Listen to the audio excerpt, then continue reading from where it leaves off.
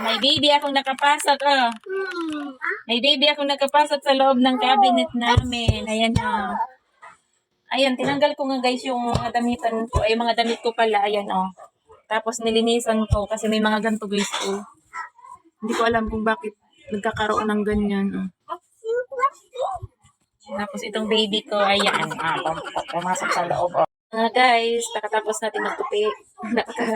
Daming tupiin, gabondok, ayan. So, ililigpit na natin to guys. Nilagay ko dito lang yung mga damit ko. Tapos ilalagay ko dito. Kaya lang, nung pagkita ko ng damitan ko, may mga ganito guys, oh. Yung may mga puti-puti. Ayan, oh. Kaya itong sa baba, tinanggal ko muna yung laman. Pero, ito si Botchokoy, oh. Yung bunso ko. Pumasok doon sa loob. Ayan, oh. Pasok sa loob, oh. Oh. Ang dami mong ano ng pagkain, mga tira pang ano yan sa dami. Kinain niyang hotdog. Labas ka na dyan, halika na. Labas na. Labas. Ilalagay na namin yung damit. Lalagay na ni mami yung damit. Halika na. Ang dami niya talaga guys. Hindi ko alam kung bakit nagkakaroon sila ng ganyan. Oh. Ayan. So, ini-sprayan ko siya guys ito. Natatanggal siya. Pagka lagay ko nito, inaano ko ng basahan. Pinupunasan ko. Natatanggal siya. Ito guys. I-spray natin. Ay, ala, oh. Ala. Ayan, natanggal na bamba. Ay, sus, natanggal na ni Buboy. Natatanggal naman siya, guys.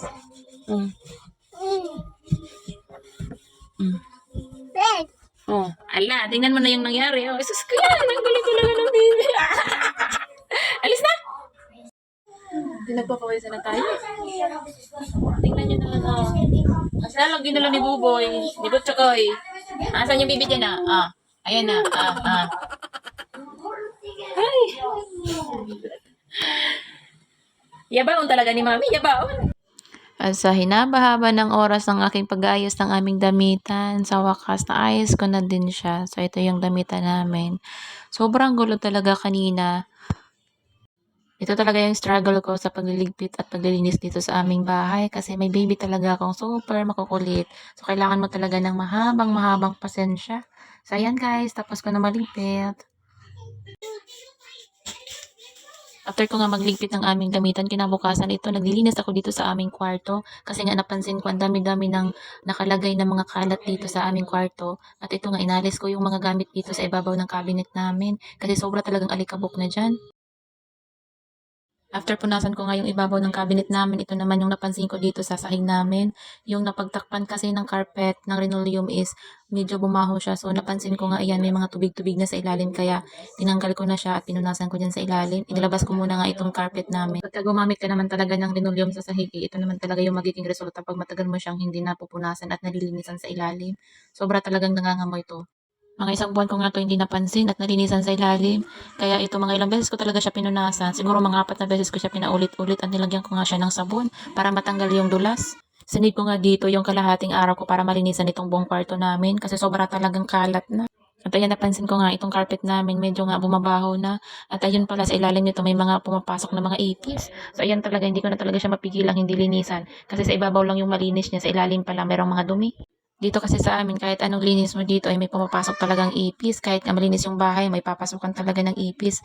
Kasi nga, kabilaan nga dito sa amin ay may kanal, kaya pamamahayan talaga ng ipis. Galing yung mga ipis doon sa kanal.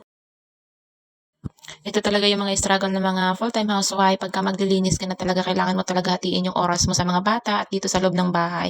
Slash content creator. So, diba, kailangan mo talagang i-manage yung oras mo para sa paglilinis, para sa pagiging content creator, para sa mga baby mo. So, diba, napaka-busy nating mga nanay. Ang trabaho naman talaga dito sa loob ng bahay, walang katapusan. Halos nga, hindi ka nagpapahinga. Pero syempre, kahit nahihirapan tayo, tuloy-tuloy pa rin tayo, laban lang tayo para sa ating mga anak at sa ating pamilya. Kailangan natin pagsumikapan, paglalo para ang ating pamilya ay mapabuti. Pagka nanay ka, kailangan mo talaga aralin ang lahat ng gawain dito sa loob ng bahay. Siyempre, pag wala yung asawa mo, kailangan mo talagang kumilos. Kahit hindi mo alam, kailangan mo talagang aralin. So, yan nga mga mima, after ko nga mapatuyo yung sahig namin, nilagay ko na yung linoleum dyan sa sahig at nilagay ko na rin yung aming higaan. Pero syempre, hindi may iwasan. May magkukulit talaga yun at magkukulit na mga bulinggit. Ganon talaga pag maliliit pa yung mga baby mo. Pero darating yung panahon, ay mamimiss mo yung mga kulit nila. So, paano yan mga mima? Hanggang dito na lang muna. Sana nag-enjoy kayo sa panonood sa aking vlog. See you in my next vlog. Paaram!